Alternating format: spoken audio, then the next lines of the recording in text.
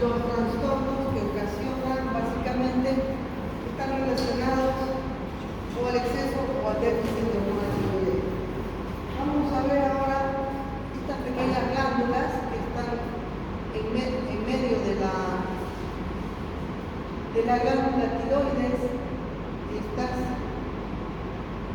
habitualmente son 4, pueden ser 3, pero habitualmente son 4, también pares, que son las glándulas paratiroides o paratiroideas. Estas glándulas paratiroideas tienen casi exclusivamente la función de regular la concentración de calcio y por ende la concentración de fósforo. Entonces, por mecanismos de retroalimentación, las glándulas paratiroideas están inmersas dentro del tejido tiroideo, son las encargadas de lo que se llama el metabolismo fosfocálcico, es decir, el metabolismo del calcio y del fósforo. Cuando nosotros pensamos en calcio y en fósforo, casi siempre lo relacionamos con el hueso y evidentemente la función más relevante del calcio y del fósforo está dentro de lo que es el metabolismo óseo. ¿Qué es lo que va a regular entonces los niveles de paratormona en sangre, los niveles de calcio y de fósforo? Entonces, así como la tiroides está regulada por la concentración de hormona tiroidea, la hormona paratiroidea está regulada por las concentraciones de calcio y de fósforo. Tenemos aquí la glándula tiroides y habíamos mencionado que dentro de la glándula tiroidea habían unas células que se llaman células C, que son productoras de calcitonina. Estas células que producen calcitonina son parte de la glándula tiroides y también regulan los niveles de calcio en sangre. Entonces, a nivel de la glándula tiroides, a nivel de la parte anterior del cuello, tenemos el lugar donde se regulan las concentraciones de calcio, de fósforo y las funciones inherentes a las concentraciones de calcio y fósforo. Fíjense que dentro de la glándula tiroides están las células C productoras de calcitonina y están estas glándulas que son como unas arvejitas que son las glándulas paratiroideas. ¿Qué hace la calcitonina para que podamos nosotros comprender la relación que existe entre calcitonina y hormona paratiroidea? La calcitonina inhibe la liberación de calcio del hueso. En cambio, la hormona paratiroidea estimula la liberación de calcio por el hueso. Entonces son contrarias en su efecto. Son como la insulina y el glucagón, calcitonina y hormona paratiroidea. Entonces, la calcitonina inhibe la reabsorción ósea, y por lo tanto inhibe la liberación de calcio por el hueso. En cambio, la hormona paratiroidea estimula la reabsorción ósea, aumenta los niveles de calcio en sangre. Fíjense que una disminución del calcio en plasma va a actuar sobre la glándula paratiroidea, que por retroalimentación negativa va a aumentar los niveles de paratormona.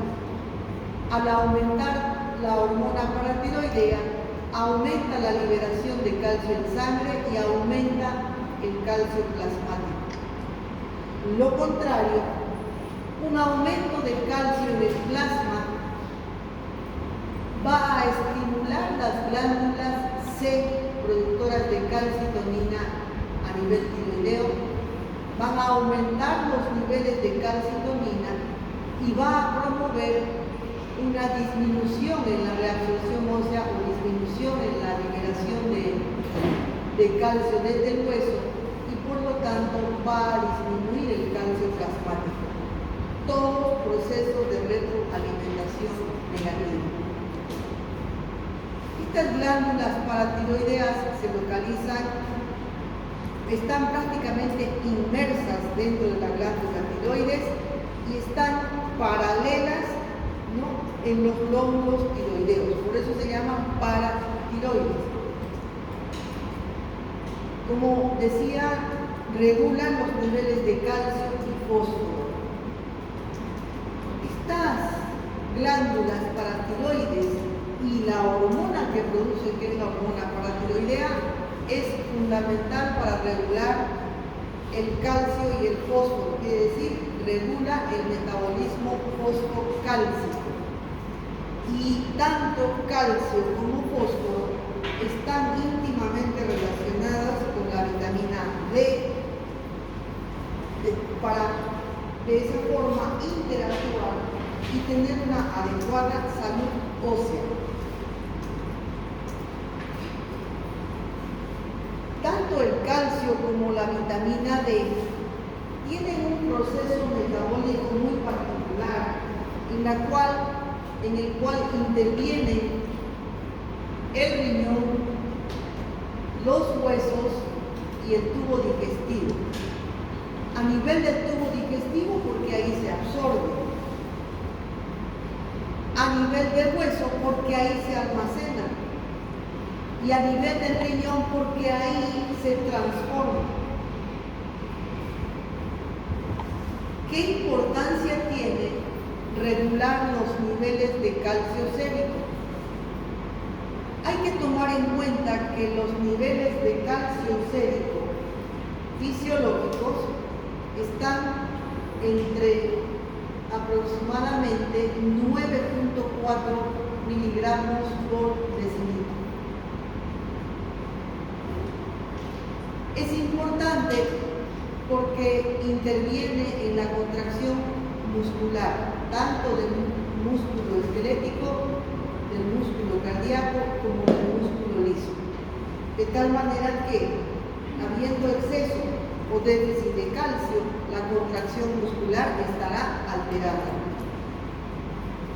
Fundamental como mediador en la cascada de coagulación sanguínea, en la activación tanto por la vía intrínseca como la vía extrínseca de la coagulación sanguínea. El calcio es fundamental como cofactor. Y también es muy importante en la transmisión de los impulsos nerviosos. Si ustedes ven un potencial de acción a nivel muscular, el mismo potencial de acción lo vamos a recordar cuando veíamos, por ejemplo, dolor. El mismo potencial de acción está mediado por la concentración de calcio, de tal manera que tanto el potencial de acción muscular como el potencial de acción neuronal está mediado por la concentración de calcio en sangre. Las neuronas entonces son muy sensibles a la modificación en las concentraciones de calcio. Habiendo hipercalcemia, elevación de los niveles de calcio en sangre, el sistema nervioso sufre un deterioro como una depresión del estado de conciencia y de las funciones neurológicas. En cambio, cuando hay hipocalcemia, lo contrario, más bien hay una hiperexcitabilidad del sistema nervioso. Estas glándulas paratiroides ahí están, generalmente son 4, están bien irrigadas, reciben también inervación, tienen una coloración café, pesa aproximadamente 30 miligramos cada glándula y tienen un tamaño en milímetros de 2 por 4 por 8, o sea, no alcanzan ni 1 centímetro. Habitualmente son 4, 2 a cada lado y son de localización y se las identifica como paratiroides superior, inferior, derecha, superior e inferior izquierdo. Esta relación anatómica es muy importante porque en cualquier proceso, por ejemplo, un cáncer de tiroides, un bocio, que tenga que ser sometido a cirugía, el terror de los cirujanos de cara y cuello es no identificar las glándulas paratiroides porque están dentro del tejido tiroideo, prácticamente dentro, y al hacer la tiroidectomía, hacer también una paratiroidectomía y lo dejan al paciente sin las paratiroides y sin regulación del metabolismo fosfocálcico. Entonces, aparte de que el paciente tiene que tomar ingentes cantidades de calcio después de que le han hecho una paratiroidectomía diatonémica accidental, lesionan una rama del nervio, no me acuerdo el nombre, laríngeo, y el paciente queda disfónico o afónico. Entonces, inmediatamente después de la cirugía, en el postoperatorio inmediato de una tiroidectomía, lo que siempre controlan, ni siquiera el sangrado, nada, es la presencia de síntomas de hipocalcemia. ¿Cómo vamos a ver entonces el enfoque de la concentración de calcio, fósforo y hormona paratiroidea? Siempre por retroalimentación negativa. Disminuye la concentración de calcio en sangre, inmediatamente es un estímulo para que las paratiroides aumenten la secreción de hormona paratiroidea. Esta hormona paratiroidea tiene dos sitios de acción: a nivel renal, porque ahí va a aumentar la reabsorción de calcio, y a nivel de hueso, porque va a haber una liberación de calcio hacia la sangre. Ambas acciones a nivel renal y a nivel óseo aumentan los niveles de calcio. Aumentando los niveles de calcio y por retroalimentación negativa, aumentan los niveles de calcio y disminuye la hormona paratiroidea. O sea, es importante recordar entonces que la regulación del metabolismo fosfocálcico depende de la hormona paratiroidea. La hormona paratiroidea es también regulada por un sistema de retroalimentación negativa. Baja el calcio, aumenta la secreción de hormona paratiroidea. Sube el calcio, disminuye la secreción de hormona paratiroidea. ¿Dónde se van a regular los niveles de calcio? ¿Dónde va a actuar la hormona paratiroidea? En dos lugares: a nivel renal y a nivel óseo. Ahí es donde la hormona paratiroidea va a provocar un aumento o disminución de la reabsorción o eliminación para modificar los niveles de calcio en sangre, de tal manera que haya una respuesta o negativa o positiva, regulando los niveles de calcio en sangre y regulando de esa manera los niveles de hormona paratiroidea. ¿Qué puede suceder? ¿Qué trastornos pueden afectar a las glándulas paratiroides? Igual que la glándula tiroides. O un exceso de hormona paratiroidea o un déficit de hormona paratiroidea. Entonces, las patologías, cualquiera que sea, que afecten las glándulas paratiroides, van a producir o hiperparatiroidismo o hipoparatiroidismo. Las manifestaciones van a ser manifestaciones relacionadas a los niveles de calcio en sangre.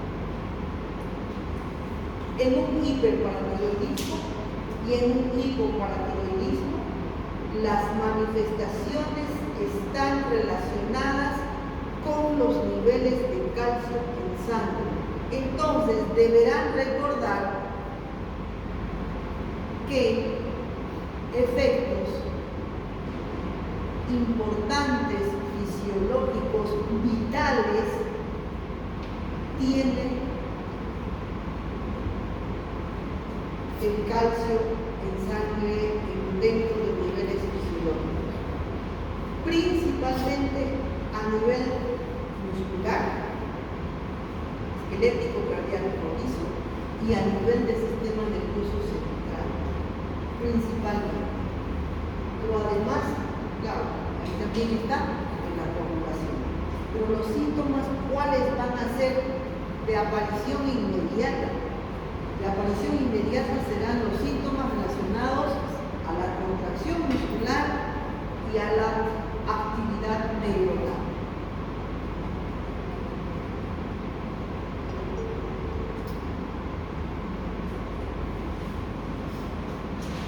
Dentro de la clasificación de los hiperparatiroidismos está este que es el más frecuente, que es un hiperparatiroidismo primario, quiere decir un hiperparatiroidismo dependiente de la misma glándula o las mismas glándulas.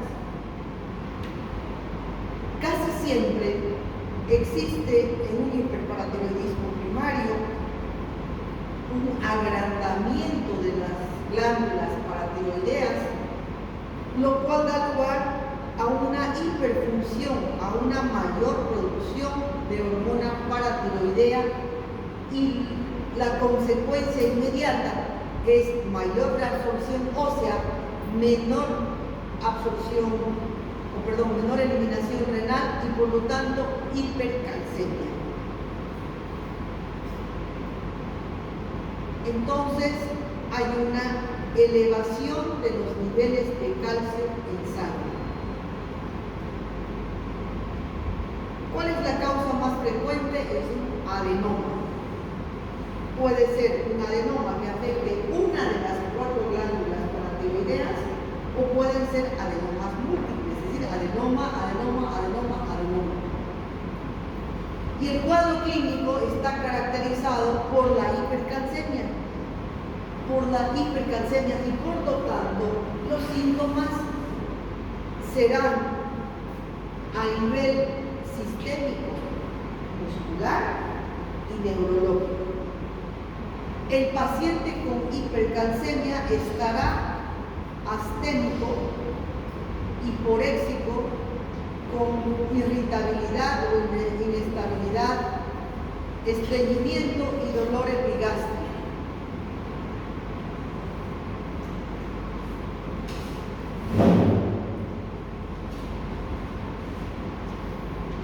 En el hiperparatiroidismo secundario, las glándulas paratiroides están normales.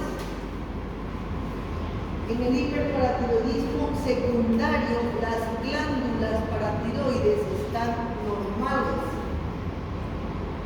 ¿Qué falla en el hiperparatiroidismo secundario? Falla otros sistemas que regulan la concentración de calcio. ¿Cuál de estos sistemas? Principalmente renal. Cuando no hay una adecuada eliminación o absorción de calcio, regulación del calcio a nivel renal, se produce una hipocalcemia. ¿En qué casos? En casos principalmente de insuficiencia renal crónica. El paciente que tiene insuficiencia renal crónica no retiene calcio. Por lo tanto, si ustedes se recuerdan que la hormona paratiroidea actúa sobre los riñones y sobre los huesos, es lógico pensar que si hay insuficiencia renal a nivel del riñón que ya no funciona, no se reabsorbe calcio. ¿Qué pasa con los niveles de calcio en sangre? Bajan. Si bajan los niveles de calcio, ¿qué hacen las glándulas paratiroideas? Comienzan a producir más hormona paratiroidea.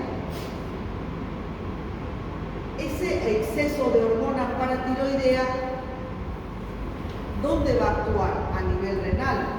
Pero los riñones están insuficientes, no hacen caso a la hormona paratiroidea. El otro sitio de función es a nivel de huesos.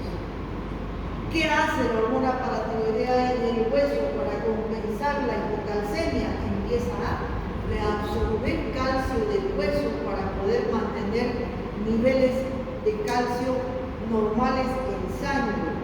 En otras palabras, descalcifica el hueso, provocando lo que se llama osteoporosis renal, o también, el nombre más apropiado, osteodistrofia renal, que es una osteoporosis secundaria a insuficiencia renal crónica con hiperparatiroidismo secundario. Entonces es secundario. ¿Por qué? Porque las paratiroides están normales. Lo que falla es otro sistema que regula el calcio. En este caso, la insuficiencia renal es la causa más común de hiperparatiroidismo secundario. Existen otras situaciones en las que puede haber deficiencia de calcio, por ejemplo, insuficiente calcio en la dieta. Tendría que ser una dieta prácticamente exenta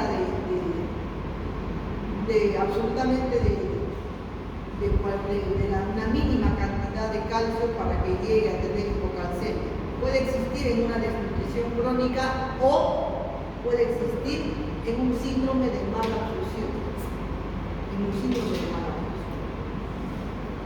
O también trastornos renales de otro tipo en la cual haya una pérdida muy importante de calcio por la orina.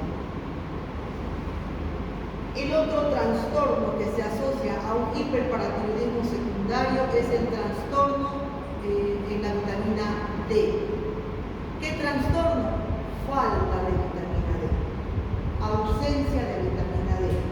La vitamina D, como ustedes si pudieron asistir al curso de vitamina D, es una hormona, no es vitamina, porque ni la producimos y la obtenemos en muy escasa cantidad por los alimentos. La única forma de tener calcio y vitamina D es por el sol a nivel de la piel. Aquellas personas que no toman sol por algún motivo, por ejemplo, ancianos que están internados, que no salen, o personas que no estén expuestas al sol, tienen déficit de vitamina D. Problemas en la absorción de vitamina D, síndrome de mala absorción. La vitamina D, no se olviden, es oleosa. Es oleosa, junto con la vitamina A y con la E, son vitaminas liposolubles. Por lo tanto, necesitan de alimentos grasos para que se puedan absorber. Necesitan de un buen funcionamiento del páncreas para que se puedan absorber. Y necesitan de una adecuada cantidad de bilis que saponifica las grasas. ¿Para qué? Para poderse absorber. Entonces, si hay un síndrome de mala absorción, no se va a absorber vitamina D. También problemas para descomponer la vitamina D por algunos fármacos, raquitismo y cualquier causa que ocasione déficit de vitamina D. Entonces, Para que puedan diferenciar, el hiperparatiroidismo primario se refiere a un problema de las glándulas tiroides, cual adenoma, tumores únicos o que afecten a las 4 glándulas, que hacen que produzcan una gran cantidad de hormona paratiroidea. Y el hiperparatiroidismo secundario, las glándulas paratiroides están normales, pero hay una mala regulación del calcio o de la vitamina D que hace que haya hipocalcemia y por retroalimentación negativa aumente los niveles de hormona paratiroidea y produzca hiperparatiroidismo con reabsorción ósea.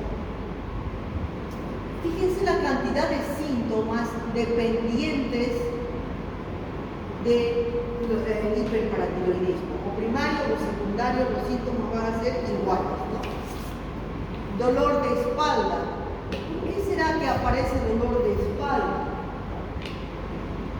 Aparece dolor de espalda por 2 motivos. Primero, porque para estar en ortostatismo, los principales músculos que nos diferencian de los animales y que nos hacen estar erguidos son los músculos paravertebrales, que son músculos poderosos.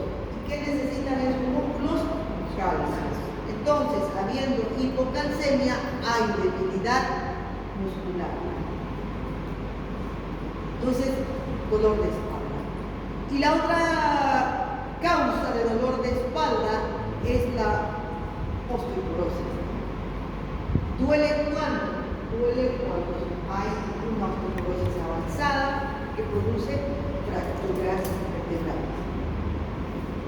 Sensibilidad y dolor óseo. ¿Por qué? Porque hay un aumento del efecto de la hormona paratiroidea a nivel óseo. Síntomas neurológicos, depresión, fracturas espontáneas. ¿Saben qué es una fractura espontánea, no? O patológica. Si yo me caigo de aquí del 5º piso abajo, seguro voy a tener fracturas. Pero si aquí toso y se me fractura una vértebra, eso es patológico. Un exceso de tos no debería ocasionar una fractura. Entonces, fractura patológica. Incremento de la sed, dolor articular, náuseas, cambio en la personalidad, dolor abdominal en el abdomen superior, visión borrosa, disminución de la estatura, ¿no? Por fracturas, fatiga, incremento de la diuresis, prurito, anorexia, debilidad y dolor muscular, estupor y coma. Gran cantidad de síntomas que uno ni siquiera puede pensar que están relacionados con un hiperparatiroidismo, pero sabiendo que el calcio regula todas las funciones musculares y del sistema nervioso, pues puede entender que aparezcan todas estas manifestaciones. ¿Cómo vamos a evaluar un paciente con sospecha de hiperparatiroidismo? Vamos a cuantificar calcio en sangre, vamos a cuantificar calcio en orina, fósforo en sangre, fósforo en orina y vamos a pedir cuantificación de hormona paratiroidea. Además, la fosfatasa alcalina, que tiene que ver con el metabolismo óseo, radiografía y una densitometría mineral ósea. Lo contrario es el hipoparatiroidismo. En el hipoparatiroidismo hay un déficit de PTH, hay una mala producción de PTH. Y como hay disminución de la PTH, por lo tanto hay hipocalcemia e hiperfosfatemia, porque la regulación del calcio es inversa a la regulación del fósforo, ¿no? Lo que da lugar a un estado de hiperexcitación muscular e hiperexcitación neurológica. Cuando hablamos de hipoparatiroidismo, vamos a identificar el hipoparatiroidismo con PTH baja. La causa más frecuente, les decía, un accidente quirúrgico en una tiroidectomía. Se las llevan, las arrastran, se las sacan las glándulas paratiroides. Accidentalmente un cirujano que no tenga experiencia, que se mete a hacer una tiroidectomía, no respeta, no reconoce las paratiroides y se las lleva. Queda de por vida hipoparatiroideo. La otra causa también frecuente de hormona de hipoparatiroidismo es, por ejemplo, un cáncer de tiroides o radioterapia en este sector, por ejemplo, para tratar cáncer de tiroides, cáncer de lengua, cáncer de laringe, cualquier tipo de cáncer en el cual haya que hacer radioterapia, puede llevar a atrofia de las paratiroides, que son esas glándulas bien pequeñitas que hemos visto. Muy rara vez, dentro de todo esto, nunca he visto, existe la posibilidad de que así como hay una tiroiditis autoinmune, haya un trastorno inflamatorio autoinmune de las glándulas paratiroideas que las atrofien y provoquen hipoparatiroidismo. Entonces, el hipoparatiroidismo con hormona paratiroidea baja o hipoparatiroidismo primario, si ustedes se dan cuenta, este es primario. Este hipoparatiroidismo es primario. Las glándulas paratiroideas están afectadas, no producen hormona paratiroidea. Y el hipoparatiroidismo con PTH alta, es decir, otras causas ajenas a las glándulas paratiroides que determinen principalmente resistencia a la PTH, por lo tanto,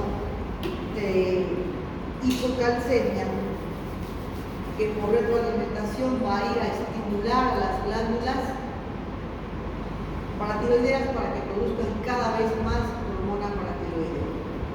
Los síntomas de un hipoparatiroidismo están relacionados ¿a qué?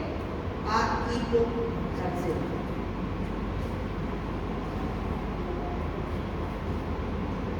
Síntomas clásicos de hipocalcemia, de hipoparatiroidismo, esta que se llama mano de partero. No sé si ustedes han tenido la oportunidad de asistir a un parto o hacer un tacto en una parturienta, ¿no? Pues esta es la posición en la cual uno introduce los dedos para ver la dilatación del cervix, ¿no? Del cuello uterino. Típica mano de partero. La mano de partero. Entonces, dentro de estos síntomas están los síntomas neurológicos y musculares, parestesias, calambres, espasmos musculares dolorosos, tetania. ¿Qué diferencia hay entre espasmo, calambre y tetania?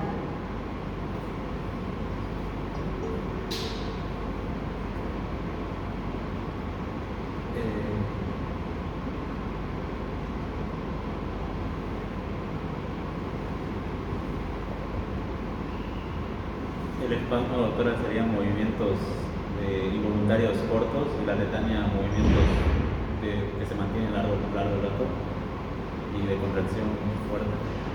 Sí, tanto los calambres como los espasmos son contracciones musculares involuntarias, pero que duran un periodo de tiempo, un breve periodo de tiempo. Y duelen, ¿por qué? Porque en el momento de la contractura hay isquemia muscular, liberación de ácido láctico y dolor. La tetania es una contracción muscular sostenida. Es una contracción muscular sostenida. Han debido llevar en efecto ustedes tétano, ¿no? ¿Han llevado tétano o no? ¿Sí? ¿Cuál es lo típico del paciente con tétano? Epistoto.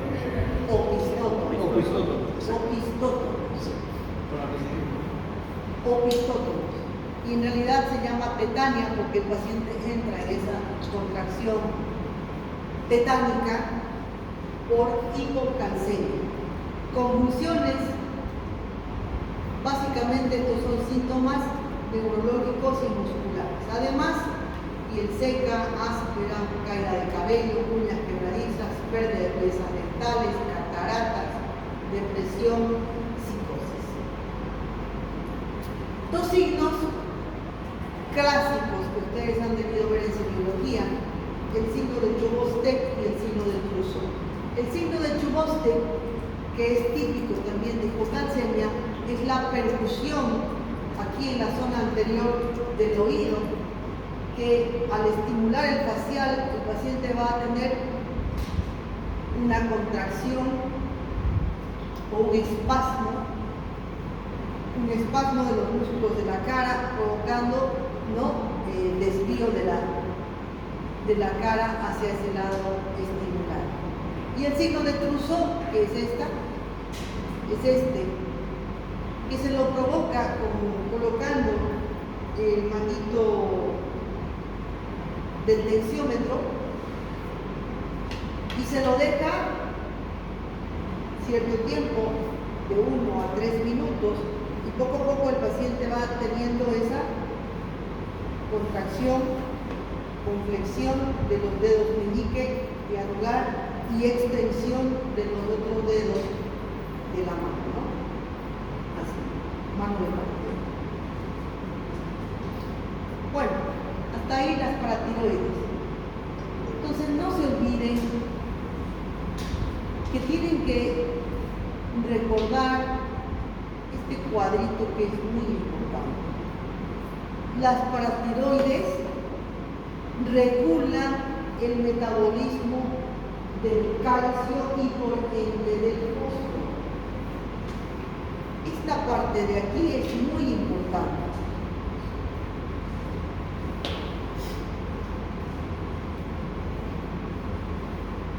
Cuando se modifican los niveles de calcio, va a liberarse o calcitonina por la célula C de la tiroides o hormona paratiroidea.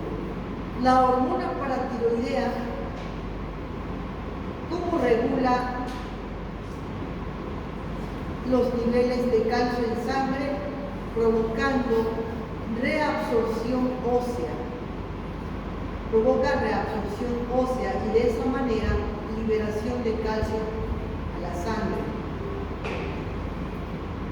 Cuando disminuye el calcio plasmático, se libera más PTH, se reabsorbe calcio y aumenta el calcio y por retroalimentación disminuye. Cuando baja el calcio en plasma, cuando hay una hipocalcemia, se estimula la calcitonina para provocar una disminución del calcio plasmático. Los síntomas son principalmente musculares y neurológicos. Y la hormona paratiroidea actúa en 2 lugares, a nivel renal y a nivel óseo, siempre por retroalimentación negativa. Es primario cualquier proceso que digamos o denominemos como primario, es que las glándulas están afectadas. Secundario, cuando hay otro motivo, teniendo glándulas normales, que afecta la secreción de hormona en este caso hormona paratiroidea. Las glándulas son estas muy importantes también, que se llaman las glándulas suprarrenales. Se llaman suprarrenales pues porque están coronando, están en el polo superior del riñón y son pares. Entonces, tenemos 2 riñones, tenemos 2 glándulas suprarrenales. Estas glándulas tienen una importante función hormonal dependiendo de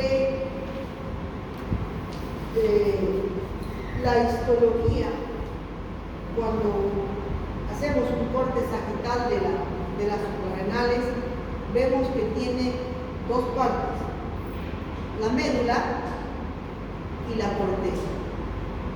En la médula se producen los neurotransmisores.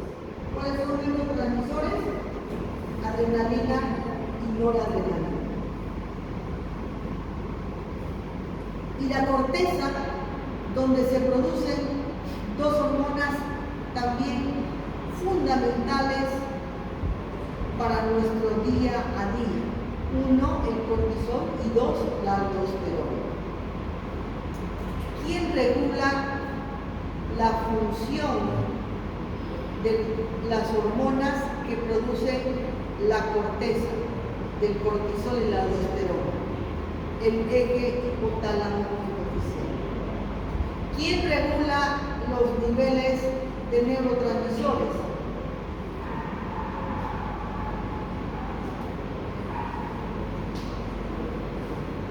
¿El sistema hipotálamo hipoficiario? No. Esas no hacen parte del sistema hipotálamo hipoficiario. Esas están reguladas por receptores de presión, de volumen, que son los que van a determinar una mayor o un aumento, o una mayor o una menor secreción. También está regulada por el sistema nervioso vegetativo. Estas hormonas que produce la médula, entonces, son la adrenalina y la noradrenalina. Ya saben los efectos que tienen. Nos interesan estas hormonas que hacen parte de la regulación del eje hipotálamo hipoficiario, el cortisol y la aldosterona. A nivel de la corteza se produce el cortisol y tiene que ver con el metabolismo de los hidratos de carbono, de las proteínas y de las grasas. Y la aldosterona, muy importante, hemos hablado desde el principio hemos hablado de la aldosterona, porque hace parte del eje renina-angiotensina-aldosterona, que tiene que ver con la función y el mantenimiento de la homeostasis cardiovascular. Entonces, muy importante recordar que la aldosterona es una hormona que actúa a nivel renal, promoviendo la regulación de los niveles de sodio y potasio en sangre y en orina. Y de esa manera regula también la bulimia de nuestro sistema cardiovascular. Cuando hay un exceso, vamos a referirnos al cortisol como hormona importante regulada por el eje hipotálamo hipoficiario. El exceso en la producción de hormonas de parte del cortisol produce un trastorno que se llama síndrome de Cushing, un exceso de cortisol. Estamos hablando de un trastorno en el cual las glándulas suprarrenales a nivel de la corteza están produciendo un exceso de cortisol.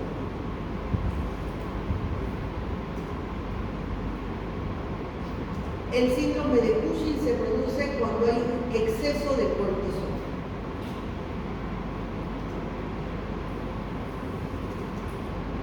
Es una hormona esteroidea. Y si recuerdan, las hormonas son de dos tipos estructuralmente, unas que son derivadas del colesterol, que son las hormonas esteroideas, y que por lo tanto no necesitan de ningún receptor para entrar al interior de la célula. El cortisol es una hormona esteroidea que no necesita de un receptor en la membrana y que por lo tanto penetra fácilmente al interior de la célula. Dentro de la célula ya tiene un receptor, pero fuera, externamente, no necesita de ningún receptor. El cortisol tiene dos tipos de propiedades.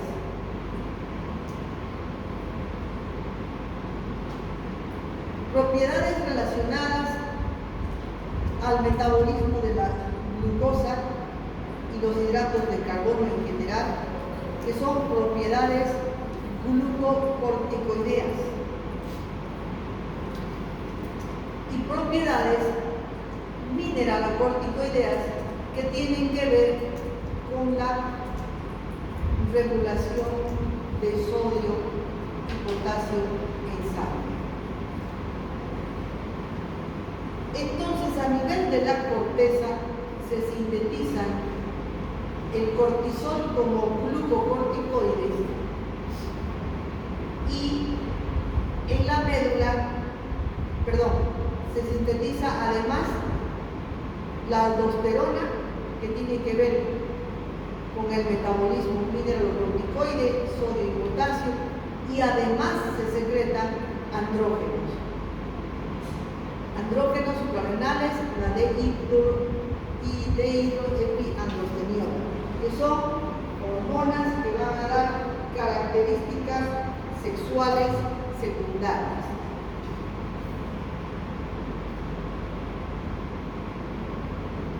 Este síndrome de Cushing puede ser primario o secundario. Es primario cuando las glándulas o una de las glándulas empieza a producir de forma autónoma o por un tumor, por un adenoma, empieza a producir un exceso de hormonas. Pero también este síndrome de Cushing o el exceso de cortisol puede ser exógeno. ¿Por qué? Porque es una hormona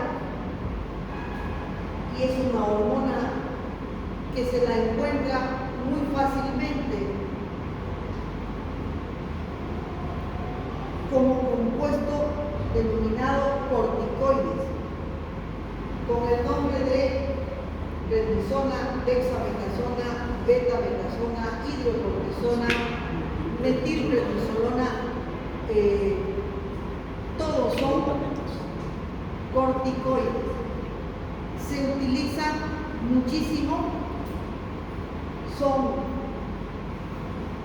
de doble filo porque salvan la vida de muchas personas, pero el abuso o el exceso determina esto que es un hipercorticismo secundario. Eso es por un exagerado consumo de corticoides. Entonces, ¿cuál es el más frecuente? ¿O el primario o el secundario? El más frecuente es el exógeno o secundario.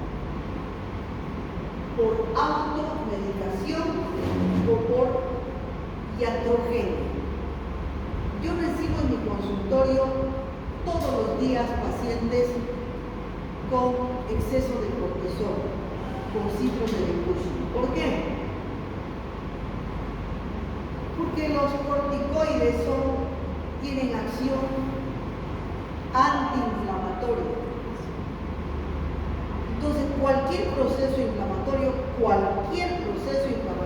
desde cáncer, artritis, lupus, golpe, fractura, cualquier proceso inflamatorio, oído, muela, ojo, lo que quieran, dermatitis, es suprimido eficazmente y rápidamente por los corticoides.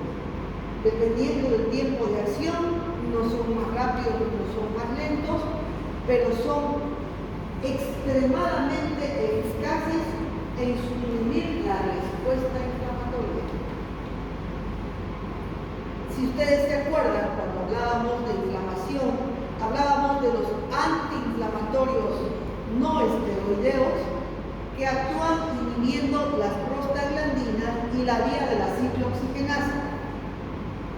Y hablábamos de los otros antiinflamatorios que actúan de una forma extremadamente eficaz inhibiendo la vía de la lipoxiosis. Los corticoides son inhibidores de la respuesta inflamatoria porque inhiben la vía de la lipoxigenasa. Son extremadamente eficaces, por lo tanto, cualquier proceso inflamatorio es inhibido por los corticoides. De tal manera que, además de que son medicamentos de venta libre, se utilizan a diestra y siniestra. Y una vez que el paciente recibe una dosis, dice, esto me sentó bien, me vuelvo a poner. Y a los 15 días me vuelvo a poner.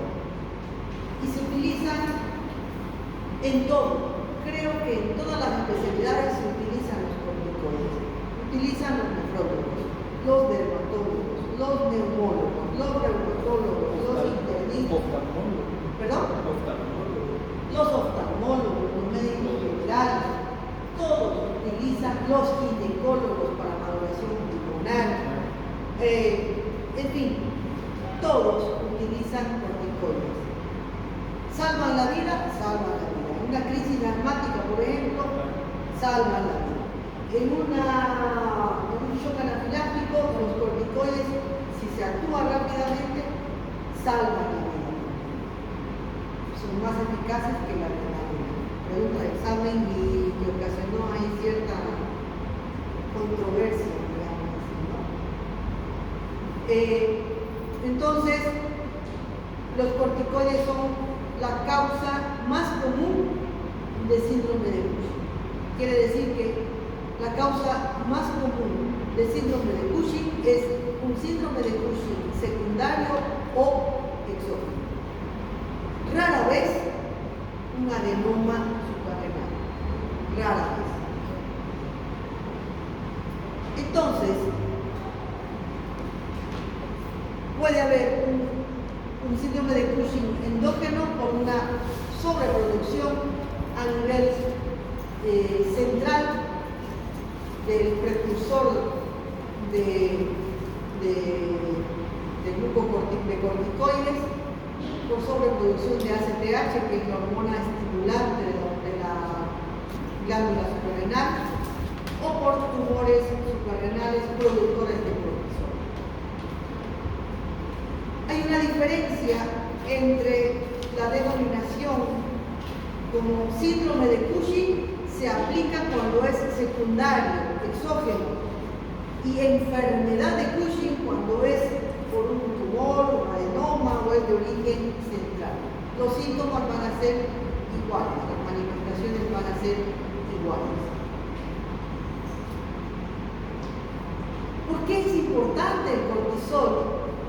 Es importante porque regula el metabolismo, fíjense, la síntesis proteica, regula el metabolismo de los hidratos de carbono, de los lípidos y de los ácidos nucleicos.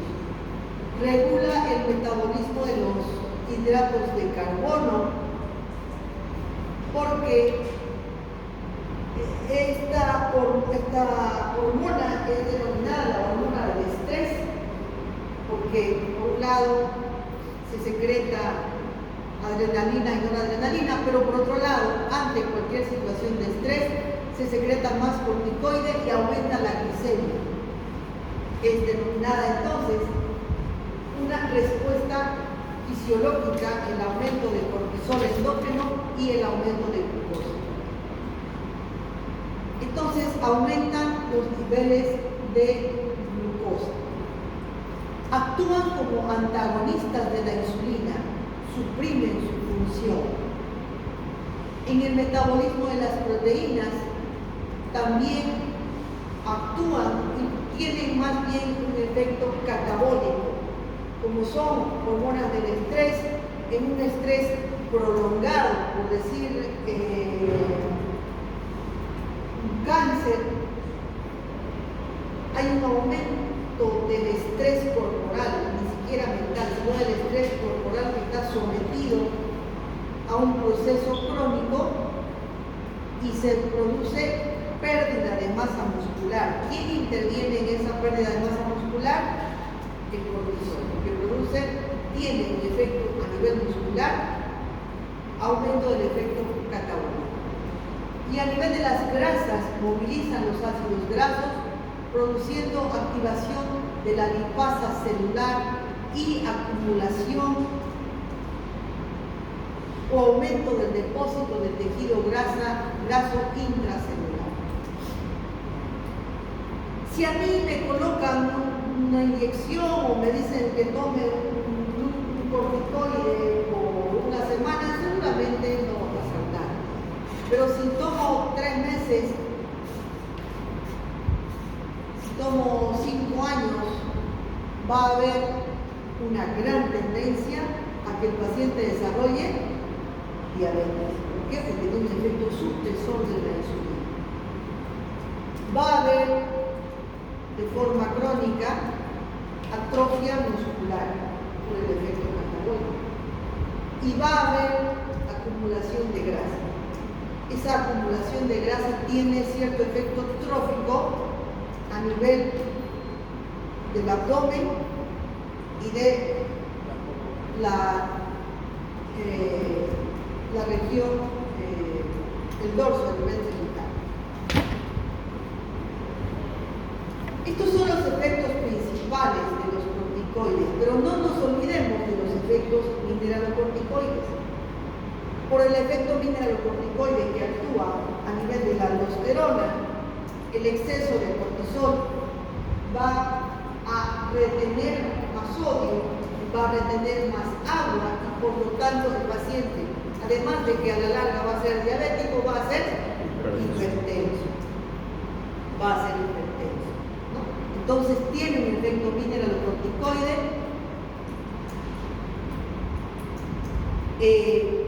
mantiene obviamente el volumen intravascular, pero habiendo un exceso de aldosterona aumenta el volumen intravascular. ¿Por qué? Porque aumenta la retención de sano y agua. Además, hay una mayor producción de adrenalina, de noradrenalina, por lo tanto el paciente tiende a tener vasoconstricción y todos estos factores se suman para dar al final una hipertensión arterial establecida en el paciente usuario de glucocorticoides, ¿no? Esto va a dar lugar a diferentes efectos sistémicos. Aumento de la neurogénesis y resistencia a la insulina, mayor frecuencia de diabetes. Aumento del catabolismo proteico, pérdida de masa muscular. Adelgazamiento de la piel. Redistribución de la grasa corporal, provocando obesidad principalmente central. Involución del tejido linfático y disminución de la respuesta inflamatoria. Son antiinflamatorios. Y por encima y de acuerdo a la dosis, son inmunosupresores. Por eso se los utiliza como inmunosupresores. Yo utilizo muchísimo el corticoide, pero claro, utilizo de acuerdo al diagnóstico, de acuerdo a la evolución. Siempre con el concepto de que mientras menos tiempo, mejor, mientras menos dosis, mejor. Aumenta la secreción de ácido por el estómago, por lo tanto hay una tendencia a la presencia de gastritis y úlcera, síndrome ulceroso, hipertensión arterial, y esto también es muy importante, ¿no? Producen disminución de la función gonadal. Afectan la secreción de gonadotrofinas. En los hombres produce disminución elevación de testosterona y en las mujeres disminución de la hormona luteinizante. Por lo tanto, el paciente tiene una notoria disminución de la libido.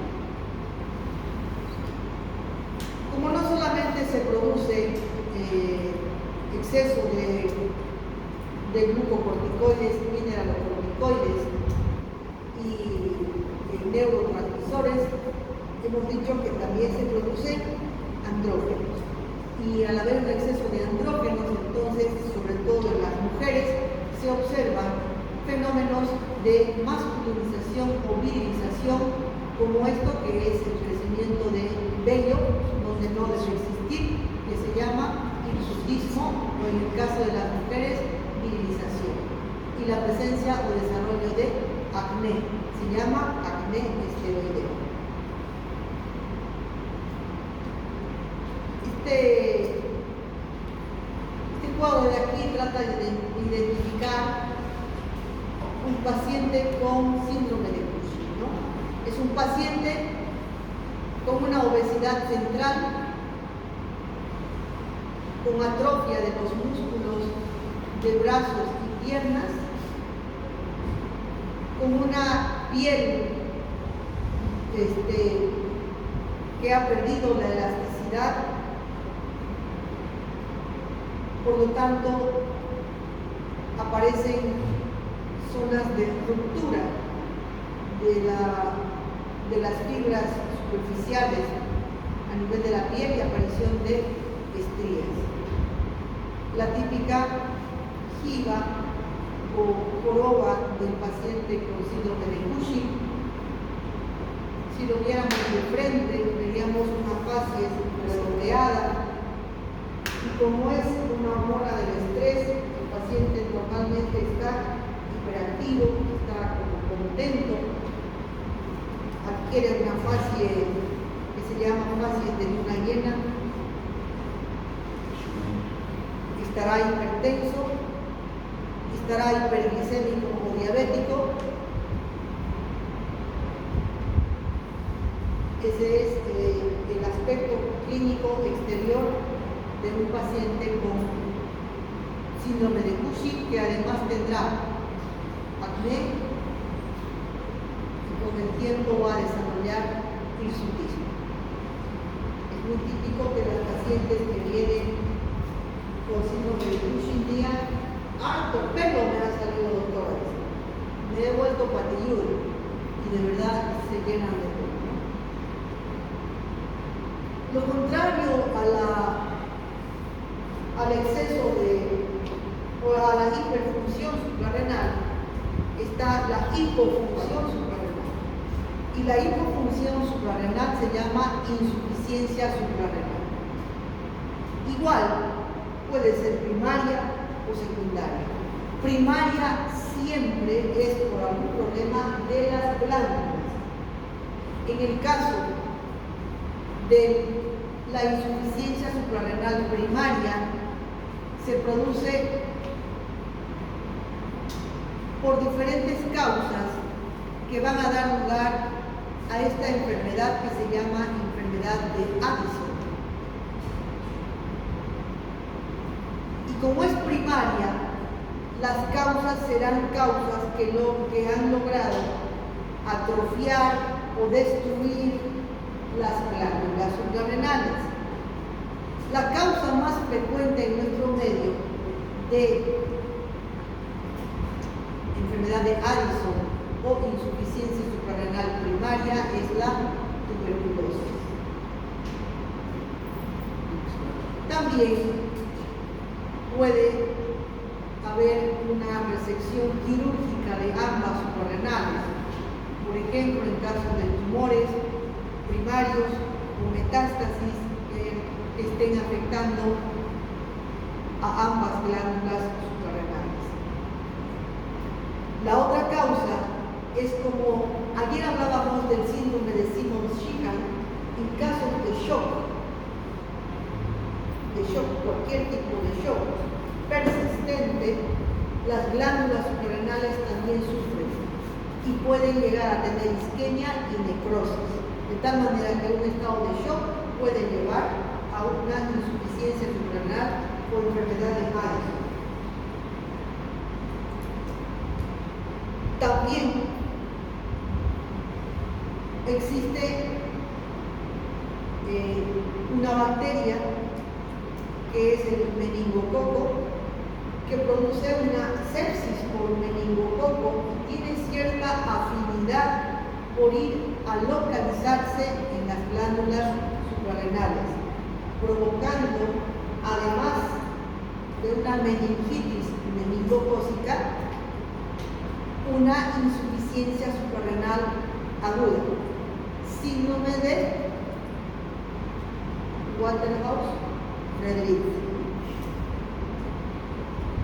Sí, es un cuadro gravísimo. Entonces, la enfermedad de Addison es una insuficiencia suprarrenal primaria. Causas secundarias, cuando por una falla del eje hipotálamo hipoficiario no se produce factores estimulantes, ACTH, o terciarias, en caso de que sea hipotalámico, no se produce el factor liberador de ACTH y por lo tanto estimulador de las glándulas suprarrenales. Sin embargo, a pesar de que tenemos estas causas muy bien descritas, fáciles de entender, la causa más común de atrofia suprarrenal es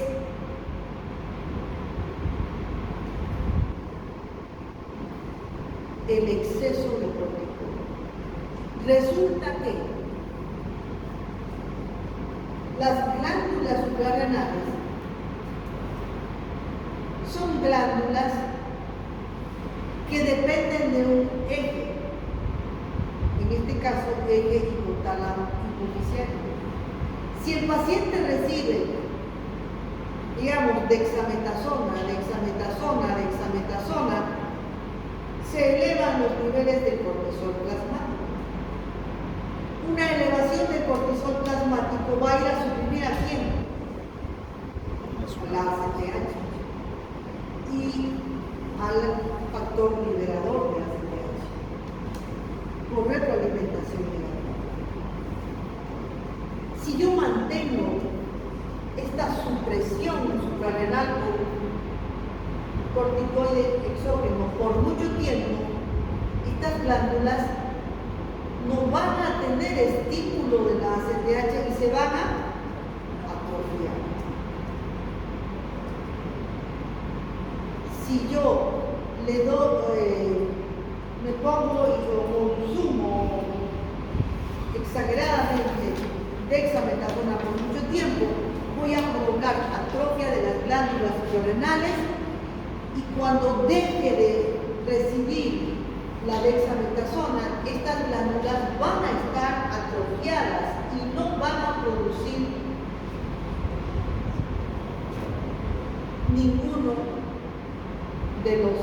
ninguna de las hormonas, ni glucocorticoides, ni mineralocorticoides,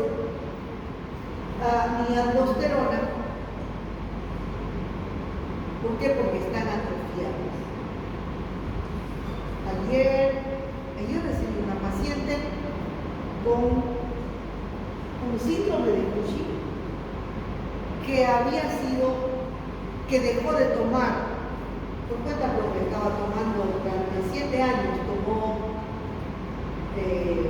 usaba entre dexametasona y prednisona, hizo un síndrome de Cushing exógeno primario, secundario, y decidió dejar de tomar de un día para otro los corticoides que durante 7 años había recibido. ¿Qué sucedió con esa paciente? Hizo una insuficiencia suprarrenal aguda. Casi se muere. Hace un año que está la paciente tratada por el endocrinólogo, tiene que recibir prednisona exógena 5 miligramos, la dosis básica mínima, porque porque sus suprarrenales hasta un año después no se han recuperado. Entonces, la causa más común de insuficiencia suprarrenal es el exceso de corticoides y la supresión súbita después de haber usado durante mucho tiempo y habiendo provocado una atrofia de las suprarrenales. Esa insuficiencia suprarrenal es primaria o secundaria. ¿Secundaria? Es secundaria al uso crónico o el abuso de corticoides. Los síntomas van a ser bien contrarios a los que hemos visto en el exceso. El paciente va a tender a la hipotensión porque hay una mala regulación del sodio y del agua. Por lo tanto, va a tender a la hipovolemia, va a disminuir el volumen intravascular. Va a haber una mala respuesta de neurotransmisores, de adrenalina y noradrenalina. Va a haber debilidad, fatiga, anorexia, vómitos, adelgazamiento y además hiperpigmentación. ¿Por qué hiperpigmentación? Porque hemos visto, si se acuerdan, a la adelohipófisis y la neurohipófisis. Entre medio está la zona que se llama pars media que produce melatonina.